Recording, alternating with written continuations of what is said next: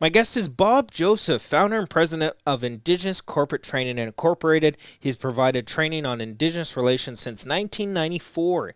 Each year, he assists thousands of individuals and organizations in building Indigenous relations. His Canadian clients include all levels of government, Fortune 500 companies, financial institutions, including the World Bank, small and medium-sized corporate enterprises, and Indigenous peoples. He has worked internationally for clients in the United States, Guatemala, Peru, and New Caledonia in the South Pacific. In 2006, Bob facilitated a worldwide Indigenous Peoples Roundtable in Switzerland, which included participants from the United States, Australia, New Zealand, North, Central, and South America, Africa, and the Philippines. Bob is also the author of the winner of the 2019 Bill Duthie Booksellers Choice Award for his book, 21 Things You May Not Know About the Indian Act. It is the essential guide to understanding the legal document and its repercussions on generations of Indigenous peoples. Bob, welcome to Our Native Land. Thank you. Thank you. Looking forward to our conversation. Me too, Bob. Now, before we get into the book, I want to have a moment just to explore yourself and get to know you a bit better. As mentioned, you've been doing a lot of corporate training over the years since 1994, and then you've published a well-respected book. So what made you decide back in 1994 that this line of work was the right choice for you? You know, what did it take to pioneer the idea to companies around the world that Indigenous corporate training is beneficial to their business? Well, I can't take credit for pioneering. There had obviously been people doing Indigenous awareness before then, and I was lucky enough. Like yourself, I grew up at a place called Campbell River, and I was a sports fish guide. Mm-hmm. And in 1991, I just graduated from a program in Camosun College, a business administration program. Mm-hmm. And I was in my last year of guiding, had a guy get into my boat from BC Hydro, and we started to talk. And at that time, my impression of hydro people was, the bucket trucks. They drive around and Yeah, they play with the wires way up on top of the pole, and so that's what I thought. But that's most people's knowledge of BC Hydro is just guys in yeah, buckets. exactly. But we fished together for 3 days, and kind of halfway through the first day, he said, "So Bob, this is a lot of fun. What do you do when you're not doing this?" And so I said, my wife Cindy had just graduated from law school and had to get an articling position in Vancouver. And if I wanted to stay married, I always jokingly said I'd have to go to Vancouver and support her. Yeah. And I said to this hydro person who's since become a friend, I said, and I'll probably just find some big company and start at the bottom and claw my way to the top like everybody else. And he kind of chuckled, and an hour later he said, "So if you could find a big company, like what could you bring to it?" And so I started to talk about my education and I was running a little business at that time. And then another hour later, he'd say, "So that accounting that you took, what was that like? What did you learn from that?" And another hour later, "How about those computer programs?" And so anyways, it turned out he was a senior production human resources manager. He had 19 direct reports. They were responsible for, half of the 7,500 employees at BC Hydro. Wow. But he never said that to me. We just 3 days a question every hour, Yeah. a little bit. It's like And you're getting an interview without knowing it. I am, and I'm kind of, I'd already been guiding like 500 hours that summer, and so I'm kind of just answering honestly, like we're having a conversation. There was no preparation or anything, and at the end of the trip, he got out of the boat. He said, "It's great to fish with you. I work in human resources. I don't know if you've ever thought about BC Hydro as an opportunity. You did say you'd be willing to start at the bottom. And if you want, maybe I could find a place for you inside BC Hydro." So you're right. He did do an interview over those 3 days, gave me his card and said, "Call him in the fall when you get done." And, October 4th, I called him. And, the first message I said, "It's Bob Joseph from Campbell River." And nothing. And I figured, he had a really good receptionist. I probably got screened out. "Who's Bob Joseph from Campbell River?" So I called back the next day and I said, "Okay, it's Bob Joseph, his fishing buddy from Campbell River." Yeah. And that one got through right away. The phone rang back immediately. Hey, glad you called. And, I promised you an interview and maybe an opportunity. Come on in. And Yeah. a few weeks later, when I was a sports fish guide, we use these things called cruiser suits, which is a full body sort of life jacket. And by this point, I thought, well, if I'm going to a big corporate group, I like your jacket, by the way. I had the shirt and tie and day timer instead of the Tide guide. Yeah. I went for, pardon me, a 2-hour interview. And we go there and he said, I hope you don't mind to make it a lunch interview. And I was like, no, not at all. And we sat down for lunch and we talked about fishing for 2 hours. And I was waiting for the interview to start and it never happened. And anyways, at the end, he said, oh, hey, sorry, you're expecting an interview. He said, I interviewed you when we were in the boat. And I just wanted to see how fishing was and to let you know I'm going to call your references. And so he brought me into the corporation. I helped him out with budgets and management plans, both for the business unit and apprenticeship programs corporate-wide. He always was very straightforward. He said, I'll get you in here. What you do when you're in here, that's totally up to you. And so he encouraged me to look around. He said, it's a big system, lots of people, lots of opportunities. And so the next place I ended up was customer services, talking to that happy 2% of our customers. They didn't think we were doing such a great job. I feel like there's an underlying story there, but we'll keep going. Yeah, I got held up at gunpoint in the North Shore Coastal Office and retired from customer services, but went into advertising and display. Yeah. Wow. And in 1994, though, I bumped into a manager for an Aboriginal Relations Department. That would have been the terminology in those days. Today, it would be Indigenous Relations. And we talked briefly outside some elevators. She said, how would you like to put on presentations for the employees? And that was really awareness training. I said, sure. Joined the department a few weeks later and just have been doing it ever since. And in terms of an opportunity, I liked it because I got to meet people and I got to go everywhere in the whole province. And, I got to think about things in a much broader context. And but one of the things that really was an aha moment for me. So we were training just hydro people. That was my job. And I'd inherited the program from somebody else. And sometimes when we would meet with First Nations, there would be other companies in the room. There'd be other government agencies in the room. So maybe you're not meeting alone. We're at one of those sessions, and afterwards we got a phone call. Hey, we were all just at that meeting we were all just at. And we noticed that the hydro people weren't getting beat up as badly. Not that they were getting beat up physically, but verbally and emotionally. And they just, and the others they were really, table pounding, lots of animosity and anger and acrimony. And so they noticed that and they said, what are you doing that's different than us? And so we invited them to our office and said, look, we've got this whole strategy, Aboriginal Relations strategy, just one component of which is training for employees. And, that's what we do. And at the end of that meeting, they said, would you train our people? It was a railway company who came to see us. Oh, okay. And so that really got it launched. And that was my aha moment. That was, sounds like it snowballed from there, right? It did. It was a grass fire. We trained one department there and then 10 more wanted it. And then another, a telco heard about it and it just went from there and it kept growing. And the really neat part was I got a phone call from the, one of the, the BC Environmental Assessment Office. And they said, hey, we heard you got a really good training program to help people work with Indigenous peoples. Would you train our people? And I said, I'd love to train your people. But I'm curious, you approve all our permits. You have something, right? And they said, no, we don't. This is the first we've heard of it. And we're super curious. And so I trained them, and then that lit up the provincial government agencies, and then the feds started calling, and we ended up in other provinces and other utilities, even from the states started coming up. And so it really, at that point, it showed us that this was a viable commercial opportunity. Actually made a lot of money for BC Hydro, which we put into an Aboriginal business partnership program. We argued that it shouldn't go to general revenue, that we could use those funds because largely Indigenous peoples helped us with its design and messaging.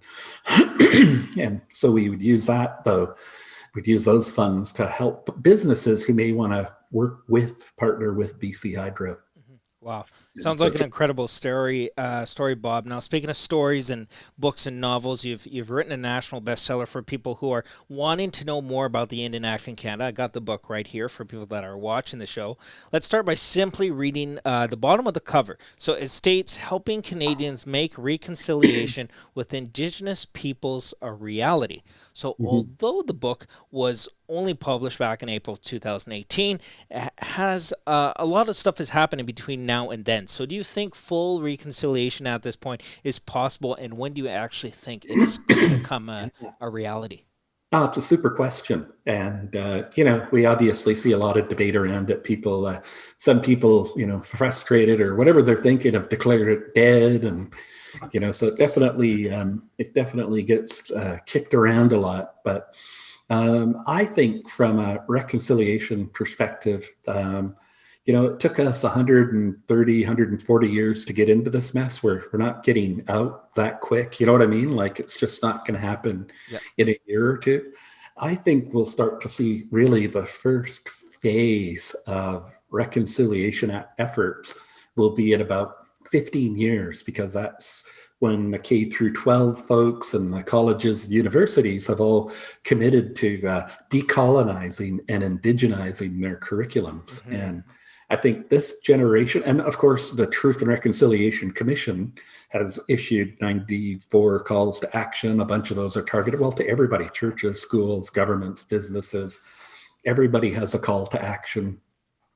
And so, but I think the first real wave is happening right now. I think our kids, my kids will be way more equipped to understand what it means to say our native land, and not be completely threatened by it. We see people in the news recently struggling with doing just a simple land acknowledgement. They're so threatened that they can't do it. And, where it really is one of the most decolonizing and indigenizing things that we can do, is just acknowledge that there was people here that, under colonial law, they actually owned the lands that they were using and occupying, and that it could be purchased through treaties like it has in other provinces, but not British Columbia for a large part.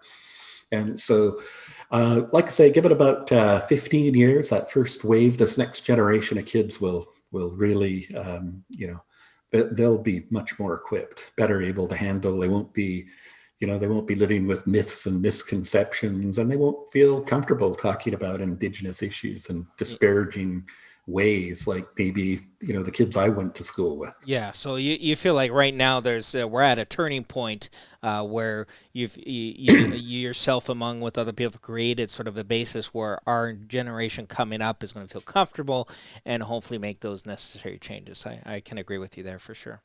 So you've labeled the book 21 things you may not know about the Indigenous Act. So why just 21 specific? Were there any reasons why you went with 21? And can you maybe also highlight, just a couple things, maybe like the top one or two things that might still shock, even yourself, myself, and the people listening or watching today? Yeah. So why 21 things? So it's it was really great that I had this unbelievable opportunity to talk to governments and businesses, and people that could afford to bring me in as a trainer, but I felt that, gosh, we're missing a lot of people here, and wouldn't it be great to somehow reach those people like you are with your important work? And Thank you. so I decided that I would actually start blogging. That would be my give back to the masses, and I would write about articles, and I'd share hints and tips. And we do that. We've got lots of free ebooks and over 700 articles, and that was really a way to give back to people that might not be able to press the buy now button, or couldn't afford to contract and bring us in to talk to their whole company or agency. But blogging is its own skill set, like podcasting. You've got to learn a little bit about it, Yeah. so you can be good at it. And so I've been reading blog articles about how to be a blogger. Yeah. And stumbled upon a blog article about how to be a blogger that said, people love lists. Like a headline that is a list will get just X number more click throughs, and so if you've got a topic, like a breakdown, right? List out of it, Yeah. people will jump all over that. And so I started to type it out. And I was thinking about my time in those sessions, right? And the things that impacted the people that I've been talking to over all of those years. And so the order that I typed them out that day, that's the order that are in the book. And it starts off as a blog post. We publish it, and it has the same impact online, but I think, more exponential in the sense that when we published it, in the first month, over 55,000 people just from Facebook Yeah. clicked through to come and read the blog article, 21 Wow. things you may not know about the Indian Act. And it That was doing great numbers on LinkedIn and Twitter. And so, a little bit of social media amplification, and this blog article was going crazy. yeah. And in there it would be, banning of potlatching, so coming from the North Island, we're a potlatch nation. My dad's a hereditary chief. I will inherit a hereditary chieftainship with him. And we do that in a potlatch. I can't inherit a chieftainship unless I can stand up and in front of 1,000 of the closest relatives and assert his name, sons, crest, title to territory. We celebrate birth, death, puberty, marriage. We do all of that hmm within a potlatch. And I can't do it if I can't have a gathering. If I can't do a potlatch and I can't meet in groups of 3 or more, like it says in the Indian Act. And so that one, hits close to home, Yeah. super personal.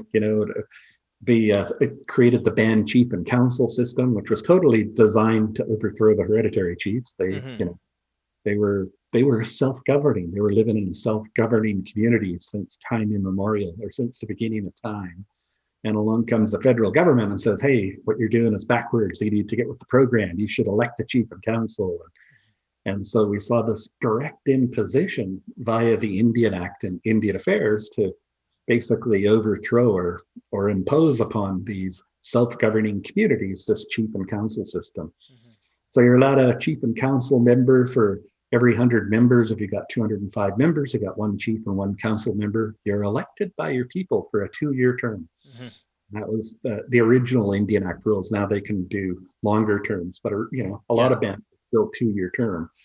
Yeah. So you're elected by your people, but you're accountable to Indian Affairs. And so we were just trying to get those short, sort of quick messages out there. And those would be a couple of the really important ones that hit close to home. But I also threw in other ones that people would just find interesting. And of course, you're onto something really important here. There's way more than 21. For sure, yeah. There's definitely a lot more, but it's nice that you took. It's all about simplification, like you say, getting a headline, getting a list that's really going to attract people's attention and maybe bring people on board to the ideas who would have never really wanted to, look into it otherwise, right? We only got Yeah. a couple minutes left, Bob, so Oh, I just sorry. wanted to ask a final question. If you were to very boldly ask the listeners and the viewers sort of a call to action on what they can do to help the healing and advance reconciliation, what would that one thing be?